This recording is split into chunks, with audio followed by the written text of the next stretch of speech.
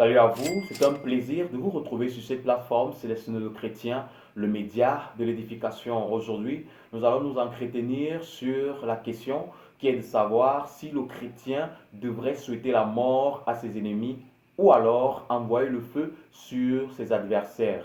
Bien avant d'entrer dans le vif du sujet, je vous invite à bien vouloir aimer cette vidéo, à la partager tout autour de vous, à laisser un commentaire, chose que j'affectionne particulièrement et naturellement.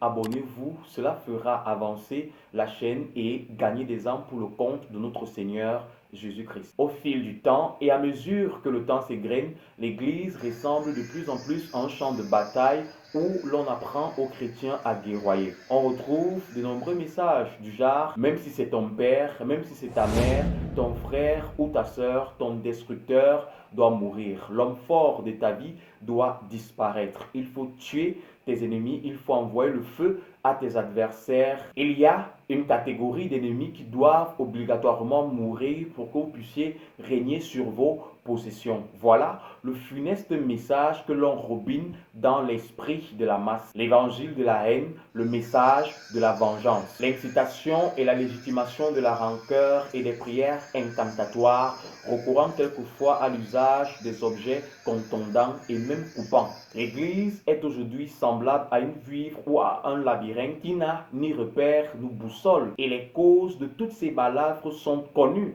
les fausses doctrines. Les enseignements hérétiques sont légion, mais pour notre cas, nous indexons les hérésies diffusées par la doctrine du combat spirituel qui est une réalité, mais dont les vérités se dissolvent sous le comptoir du mercantilisme ou commerce sacerdotal où tout se vend à qui peut acheter. L'une des erreurs de l'évangile du combat spirituel est de faire croire aux croyants qu'il peut tout accomplir et qu'il est tout fort grâce à ses jeûnes, à ses prières, à ses offrandes, à ses dons et même aux autels qu'il parvient à bâtir dans toutes les églisettes par lesquelles il passe. Vous convenez avec moi qu'un tel message est très loin d'être celui prôné par les Écritures. Les amis, comment peut-on bénir et maudire avec la même bouche? Comment fait-on pour souhaiter la mort à des âmes pour lesquelles Christ a donné la vie, alors que l'apôtre Paul nous dit que nous étions également de leur nombre? Parmi des dizaines, des centaines, des milliers de chrétiens, des croyants rachetés, il y a des anciens sorciers, il y a des anciens prostitués, il y en a des meurtriers,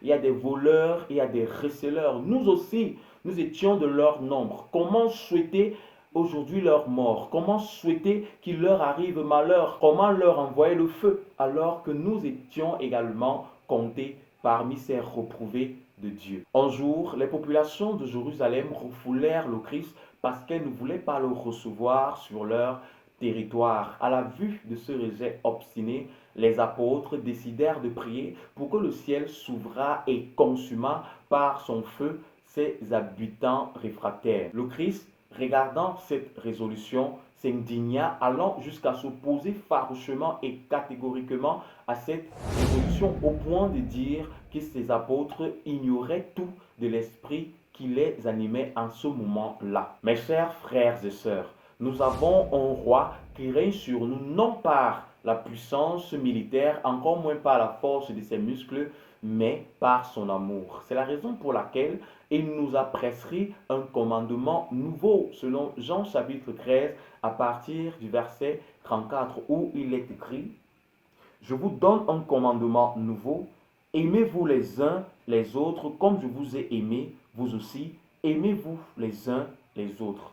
Il nous a également donné les paroles et le ministère de la réconciliation, selon Romains chapitre 13 à partir du verset 8, où le Seigneur nous demande de ne rien devoir à qui que ce soit si ce n'est l'amour. Nous avons également Matthieu chapitre 5 qui nous recommande de faire du bien aux personnes qui nous offensent.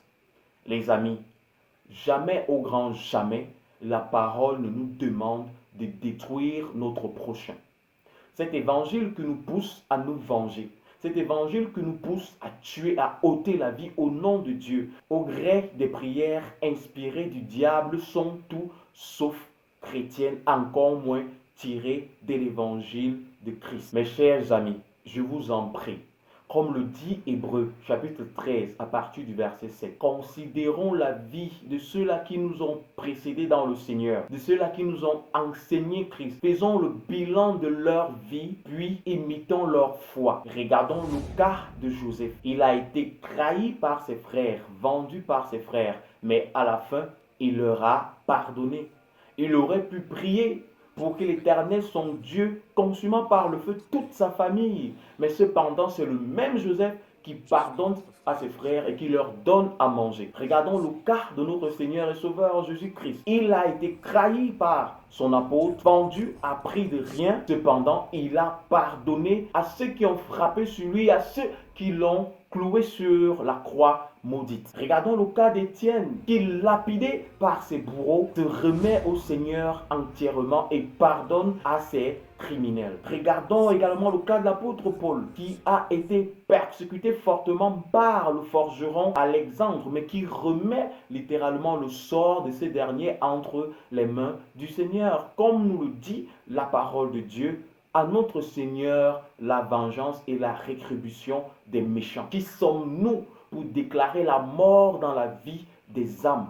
Qui sommes-nous pour décider de qui devrait mourir et de qui devrait vivre, mes frères? Revenons au message de la croix, au message de l'évangile. Nous ne luttons pas contre la chair et le sang, parce que ceux-là qui vous persécutent aujourd'hui, ceux-là que vous traitez de sorciers aujourd'hui, sont des âmes dont le Seigneur voudrait se servir pour détruire les craies enflammées de l'adversaire.